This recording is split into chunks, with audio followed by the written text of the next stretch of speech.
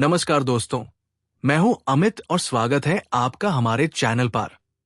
क्या आपने कभी रात को जागते हुए छत को घूरते हुए खुद से ये सवाल पूछा है, क्या मेरी जिंदगी का मतलब सिर्फ सुबह उठना, दिन भर काम की चक्की में पिसना, कुछ बिल भरना, थोड़ी बहुत खुशियां और गम महसूस करना और फिर एक दिन चुपचाप इस दुनिया से चले जाना है? क्या हम खरबों सितारों से भरी इस अनंत कायनात में धूल के एक कण से भी छोटे इस ग्रह पर बस एक जैविक दुर्घटना है, एक ऐसी जैविक मशीन जो कुछ सालों के लिए चलती है और फिर हमेशा के लिए बंद हो जाती है?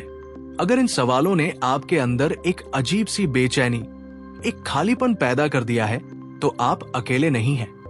आप उस खतरनाक और गहरे सच के दरवाजे पर खड़े हैं जिसे दुनिया निहाइलिज्म या शून्यवाद कहती है। ये वो विचार है जो कहता है जिंदगी का कोई मतलब नहीं है, कुछ भी मायने नहीं रखता, सही और गलत, अच्छा और बुरा, ये सब इंसानी मन के बनाए हुए वहम है और अंत में सब कुछ शून्य हो जाता है। आज हम किसी किताबी फिलॉसफी की बात नहीं करेंगे।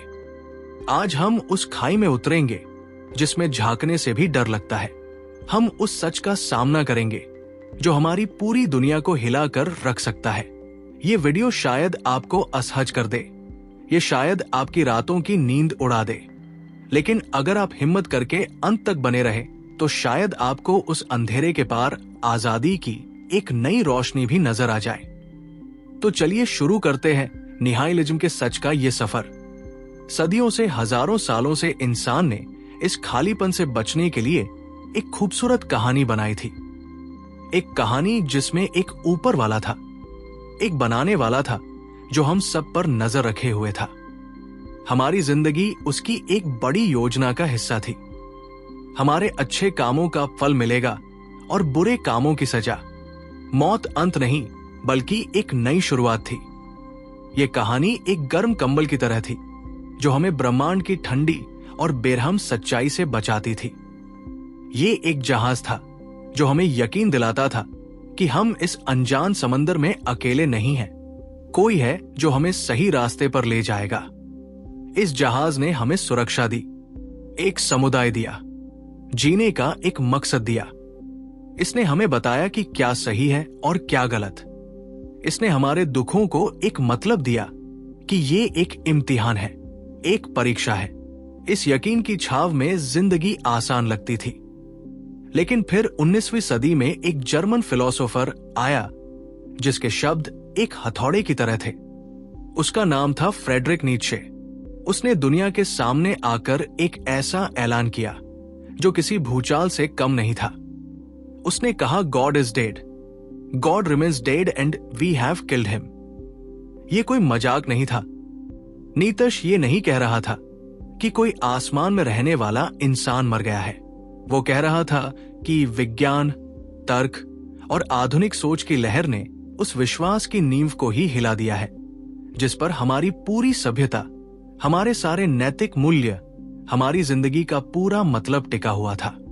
हमने खुद ही सवाल पूछ पूछ कर, सबूत मांग मांग कर उस गर्म कंबल को अपने ऊपर से खींचकर फेंक दिया था। हमने खुद ही उस जहाज को धक्का देकर दूर भेज दिया था और चिल्लाकर कहा था कि हमें तुम्हारी जरूरत नहीं। और अब हम उस ठंडे बेरहम समंदर के किनारे अकेले खड़े हैं। वो जहाज दूर अंधेरे में गायब हो रहा है और हमारे सामने है एक अंतहीन शून्य, एक खालीपन, द वॉइड। नीच ने भविष्यवाणी की थी कि ईश्वर की मौत के बाद इंसानियत एक भयानक संकट में पड़ जाएगी। इस संकट का नाम है निहाइलिज्म, शून्यवाद। जब सबसे ऊंचे मूल्य, सबसे बड़ी मान्यताएं खुद अपनी कीमत खो देती है, जब जिंदगी का कोई लक्ष्य नहीं बचता, जब हमारे सबसे बड़े सवाल क्यों का कोई जवाब नहीं मिलता। कल्पना कीजिए आप एक रेगिस्तान में खड़े हैं। दूर दूर तक कुछ नहीं है, कोई दिशा नहीं, कोई मंजिल नहीं, कोई रास्ता नहीं। ऊपर जलता हुआ सूरज है और नीचे अंतहीन रेत। आपको पता नहीं आप कहां से आए हैं, कहां जाना है और इस सफर का मतलब क्या है। ये एहसास यही निहाइलिज्म का पहला चरण है। ये एहसास कि आपकी जिंदगी, आपकी मेहनत, आपके रिश्ते, आपके सपने, सब कुछ उस रेगिस्तान की रेत पर बने पैरों के निशान की तरह है। जिसे वक्त की हवा का एक झोंका मिटाकर रख देगा। जानवर और पेड़ पौधे इस व्यवस्था से पूरी तरह संतुष्ट लगते हैं।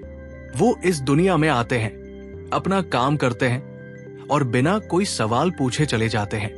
लेकिन हम इंसान अपनी इस हायर इंटेलिजेंस की वजह से इस श्राप से ग्रसित हैं कि हम हमेशा पूछते हैं, क्यों? मैं यहां क्यों हूं? मुझे क्या करना चाहिए? इस सब का मकसद क्या है?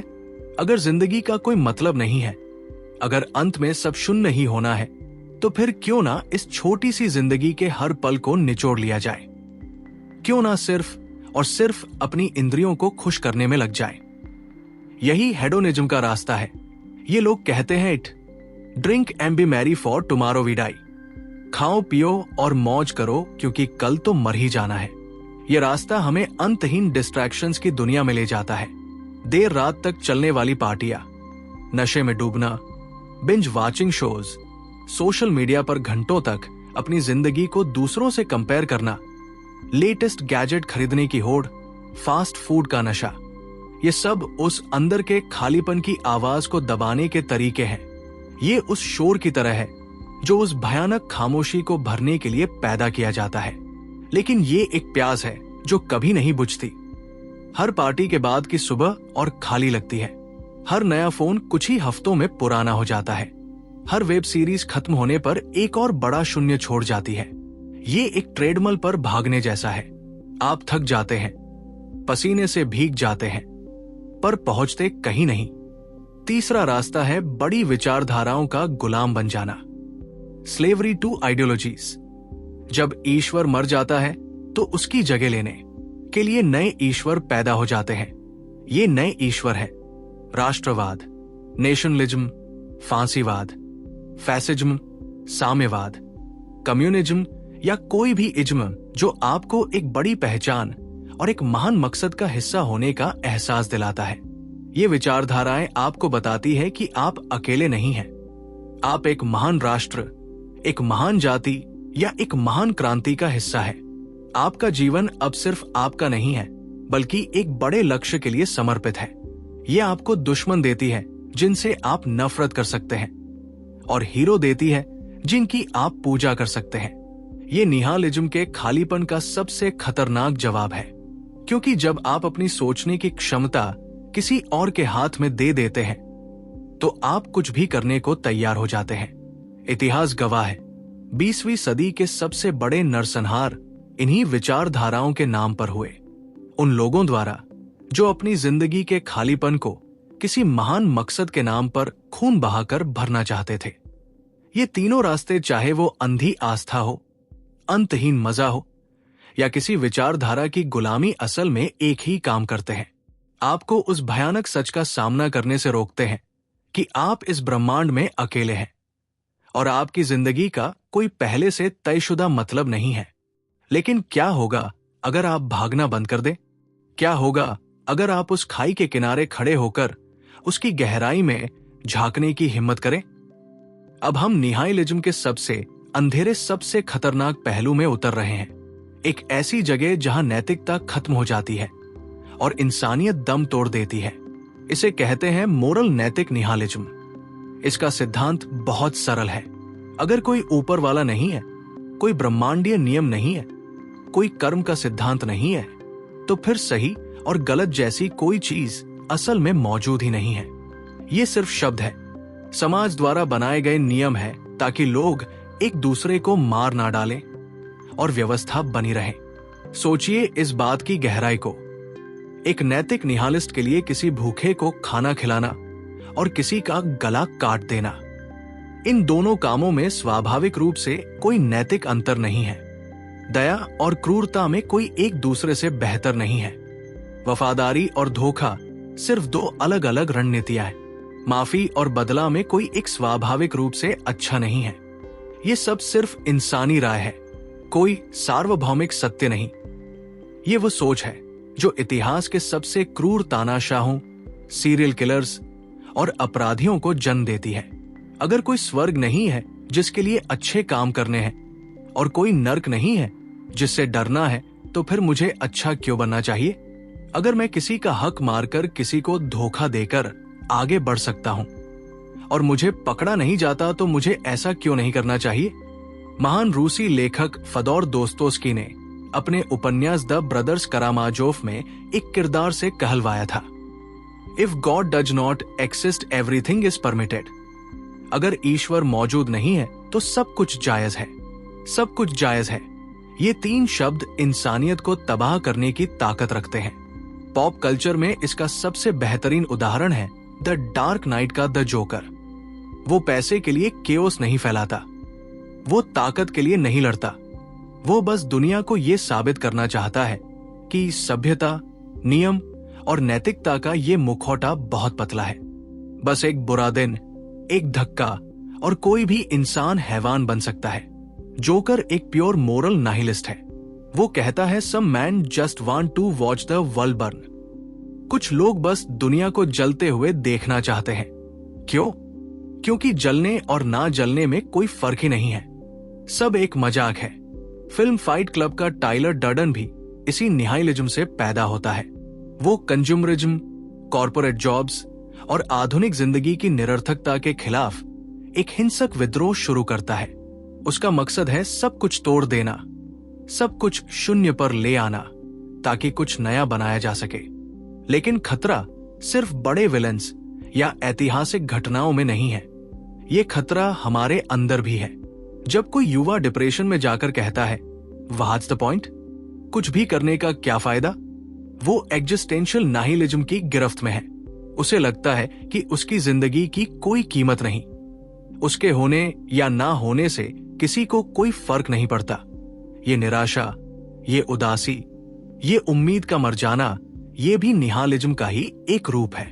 ये वो पैसिव निहालिज्म है जो आपको लड़ने से पहले ही हरा देता है। एक तरफ एक्टिव निहाइलिस्ट है जो कहता है अगर कुछ मायने नहीं रखता तो मैं सब कुछ तबाह कर दूंगा। दूसरी तरफ पैसिव निहालिस्ट है जो कहता है अगर कुछ मायने नहीं रखता तो मैं कुछ करूंगा ही क्यों। दोनों ही रास्ते तबाही की ओर जाते हैं। एक दुनिया को तबाह करता है, दूसरा खुद को।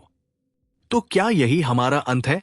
क्या हम या तो किसी झूठे यकीन में जिंदगी गुजारने के लिए मजबूर हैं, या फिर इस निराशा और तबाही के अंधेरे में डूब जाने के लिए क्या कोई तीसरा रास्ता नहीं है? नीत्शे, जिसने इस संकट की भविष्यवाणी की थी, उसका मानना था कि एक रास्ता है, एक बहुत मुश्किल, बहुत अकेला, लेकिन एक शानदार रास्ता। यहां कहानी एक नाटकीय मोड़ लेती है, जहां ज्यादातर लोग निहाइलिज्म को एक अंत, एक फुल स्टॉप मानते हैं। वहीं नीतश और कुछ अन्य फिलोसोफर्स के लिए ये एक शुरुआत थी। एक ग्रेजुएशन नीतश ने कहा था, इसका मतलब है निहाइलिज्म का आना क्यों जरूरी हो गया है? क्योंकि जिन मूल्यों के सहारे हम अब तक जीते आए हैं, उनका अंतिम परिणाम यही होना था। हमें निहालिज्म का अनुभव करना ही होगा ताकि हम जान सके कि उन पुराने मूल्यों की असल में कीमत क्या थी। नीत्शे के लिए निहाइलिज्म एक बीमारी नहीं बल्कि एक ट्रांजिशनल फेज है। ये उस प्रक्रिया का हिस्सा है जहां इंसान अपनी पुरानी उधार ली हुई, दूसरों की दी हुई बैसाखियों को फेंककर अपने पैरों पर खड़ा होना सीखता है। कल्पना कीजिए कि आपको बचपन से एक नक्शा दिया गया है और बताया गया है कि यही जिंदगी का एकमात्र सही रास्ता है। आप सालों तक उस नक्शे पर चलते हैं, फिर एक दिन आपको पता चलता है कि वो नक्शा झूठा है। वो जगह, वो मंजिल जिसका वादा किया गया था, वो कहीं यही नहीं। ज्यादातर लोग वही बैठकर रोने लगेंगे। वो कहेंगे सब बर्बाद हो गया। लेकिन एक इंसान होगा जो उस नक्शे को फाड़ कर फेंक देगा, चारों तरफ देखेगा और कहेगा अच्छा है, अब मैं अपना रास्ता, अपनी मंजिल खुद बनाऊंगा। ये इंसान नीचे की भाषा में उबेरमेंश सुपर ह्यूमन बनने की राह पर है।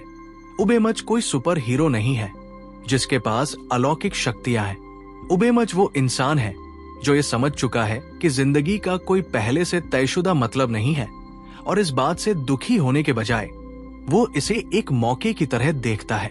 वो समझता है कि अगर जिंदगी एक खाली कैनवास है तो ये रोने की नहीं बल्कि अपनी मास्टरपीस बनाने की बात है। वो दूसरों के बनाए सही और गलत के नियमों से नहीं चलता, वो अपने मूल्य खुद बनाता है। वो भीड़ का हिस्सा बनकर नहीं जीता, वो अपनी जिंदगी को एक कला की तरह, एक मास्टरपीस की तरह गढ़ता है। वो अपने दुखों और अपनी मुश्किलों को कोसता नहीं, बल्कि उन्हें अपनी ताकत बनाता है। वो जानता है कि वो इस ब्रह्मांड में अकेला है और यही अकेलापन उसे आजाद करता है। वो अब किसी का गुलाम नहीं है, ना किसी गॉड का, ना किसी विचारधारा का, ना समाज का। निहाइलिज्म कहता है कुछ भी मायने नहीं रखता। उबेरमत जवाब देता है तो मैं तय करूंगा कि क्या मायने रखेगा। ये एक बहुत बड़ी जिम्मेदारी है। भीड़ के साथ चलना आसान है, अपना रास्ता बनाना मुश्किल। लेकिन यही इंसान होने की सबसे बड़ी चुनौती और सबसे बड़ा सम्मान है। एक और फिलोसोफर अल्बर्ट कामू ने इस समस्या को एक अलग नजरिए से देखा। कामू ने कहा कि इंसान की जिंदगी में एक मूलभूत विरोधाभास, फंडामेंटल कॉन्फ्लिक्ट है। उन्होंने इसे द अबसर्ड कहा। द अबसर्ड क्या है? ये दो चीजों के बीच की लड़ाई है। इंसान की गहरी, कभी ना खत्म होने वाली इच्छा कि जिंदगी का कोई मतलब हो, कोई मकसद हो।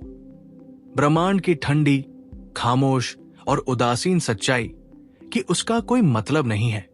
हम मतलब के लिए चीखते हैं और ब्रह्मांड खामोश रहता है। ये टकराव ही द अबसर्ड है। कामू ने कहा कि इस अबसर्ड से बचने के 3 रास्ते हैं। पहला, खुद को नुकसान पहुंचाना, खेल ही खत्म कर देना। कामू ने इसे कायरता कहा। दूसरा, फिलोसोफिकल, यानी किसी झूठे विश्वास या धर्म में अंधी आस्था कर लेना। कामू ने इसे खुद को धोखा देना कहा। फिर तीसरा रास्ता क्या है? कामू कहते हैं तीसरा रास्ता है रिवोल्ट, विद्रोह। उस अबसर्ड को स्वीकार करो। हां, जिंदगी का कोई मतलब नहीं है। हां, हम सब एक दिन मर जाएंगे। हां, ब्रह्मांड को हमारी परवाह नहीं है। इस सच को पूरी हिम्मत से स्वीकार करो और फिर इसके खिलाफ विद्रोह करो। कैसे? जिंदगी को पूरी शिद्दत से जीकर। कामू ने ग्रीक माइथोलॉजी के एक किरदार सिसिफस का उदाहरण दिया। सिसिफस को देवताओं ने सजा दी थी कि उसे रोज एक भारी पत्थर को पहाड़ की चोटी तक धकेलना होगा और जैसे ही वो चोटी पर पहुंचेगा, पत्थर वापस नीचे लुढ़क जाएगा। उसे ये काम अनंत काल तक करना था। ये एक पूरी तरह से निरर्थक, पॉइंटलेस काम है। ये हमारी जिंदगी का प्रतीक है। हम रोज मेहनत करते हैं और अंत में सब कुछ वही आ जाता है।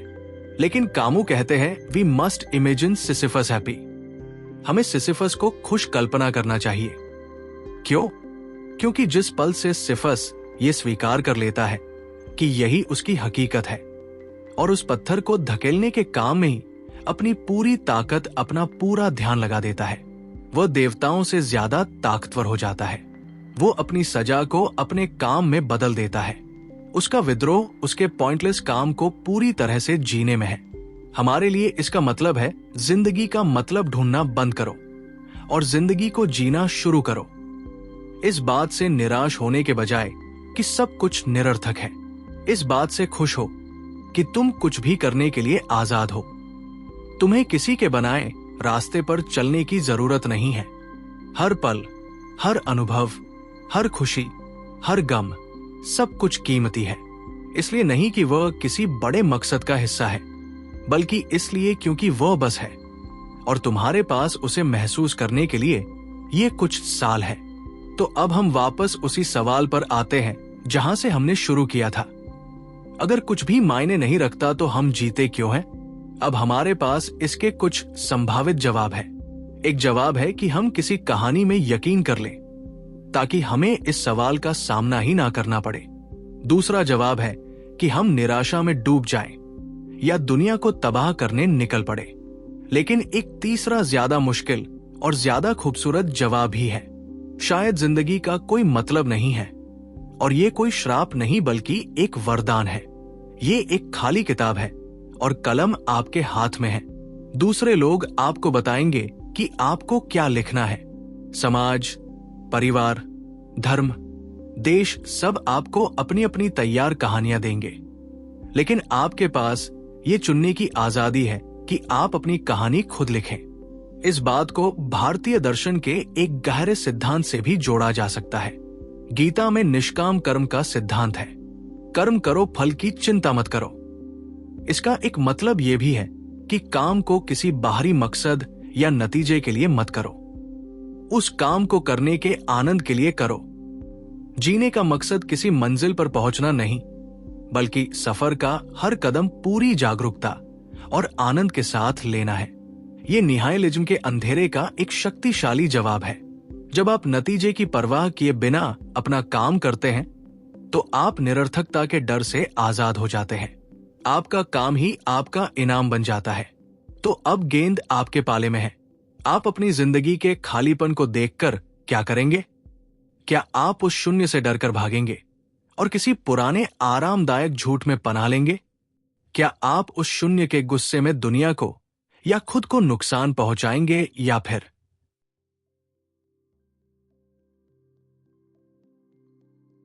आप उस शून्य को एक कैनवास की तरह देखेंगे, एक ऐसा कैनवास जिस पर कोई पहले से कुछ बनाकर नहीं गया है, और अब आपके पास ये मौका है कि आप उस पर अपने रंगों से, अपनी कल्पना से, अपने सपनों से वो तस्वीर बनाएं जो आप हमेशा से बनाना चाहते थे। ये रास्ता आसान नहीं है। इस रास्ते पर कोई गाइड बुक नहीं मिलती। आपको अपने फैसले खुद लेने होंगे, अपनी गलतियों से खुद सीखना होगा और अपनी जीत का जश्न भी अकेले ही मनाना होगा। ये आजादी डराती है, लेकिन यही सच्ची आजादी है। नीचे ने कहा था, he who has a why to live for can bear almost any how. जिस इंसान के पास जीने के लिए एक क्यों होता है, वो लगभग हर कैसे को सह सकता है। निहालिज्म ने हमसे हमारा पुराना क्यों छीन लिया। उसने हमें बताया कि ब्रह्मांड ने हमें कोई क्यों नहीं दिया है, लेकिन उसने हमें ये मौका दिया है कि हम अपना क्यों खुद बनाएं, अपना मकसद खुद चुने, अपनी जिंदगी को एक मतलब दे, चाहे वो मतलब सिर्फ हमारे लिए ही क्यों ना हो। तो अगली बार जब आप रात को जागते हुए छत को देखें और वो खालीपन आपको घेरने की कोशिश करें, तो उससे डरिएगा मत। उसकी आंखों में आंखें डालकर कहिएगा, हाँ तुम हो, मैं जानता हूं, लेकिन अब इस कहानी का लेखक मैं हूं। शायद जिंदगी का कोई पहले से तयशुदा मतलब नहीं है, और शायद यही इसकी सबसे खूबसूरत और आजाद करने वाली बात है, क्योंकि अब आप आजाद हैं अपना मतलब खुद गढ़ने के लिए। देखने के लिए शुक्रिया। अगर इस वीडियो ने आपको सोचने पर मजबूर किया, तो इसे लाइक करें और अपने उन दोस्तों के साथ शेयर करें जो जिंदगी के बड़े सवालों में उलझे रहते हैं, और कमेंट्स में जरूर बताएं कि आपके लिए जिंदगी का क्या मतलब है। बुक ट्यूबर हिंदी को सब्सक्राइब करना ना भूलें, क्योंकि हम ऐसे ही गहरे सवालों के जवाब ढूंढते रहेंगे। मिलते हैं अगले वीडियो में। बहुत बहुत धन्यवाद।